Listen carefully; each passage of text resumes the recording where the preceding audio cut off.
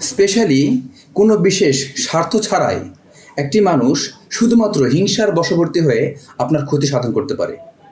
একটি মানুষ শুধুমাত্র হিংসার কারণে, অর্থাৎ তার চোখের কারণে, তার মস্তিষ্কে সেই ঘটনাটা অ্যাকসেপ্ট না করার কারণে, সামাজিক বিভিন্ন প্রেক্ষাপটের কারণে আপনার একজন ক্ষতি করতে পারে। এই এক্সাম্পলটি মহান আল্লাহ পাক সূরা ইউসুফের মাধ্যমে আমাদেরকে জানিয়ে দিয়েছেন। ইউসুফ আলাইহিস সালামের সে ছিল সবচেয়ে ছোট, তার একটা ছোট ভাই ছিল, অর্থাৎ সে সবার শেষের আগের জন, অর্থাৎ 11তম ভাই। তার সিনিয়র, তার বড় বড় যে ভাইগুলো ছিল, তারা ইউসুফ আলাইহিস সালামের যে স্বপ্নের ঘটনাটা সবাই জানতে পেরেছিল।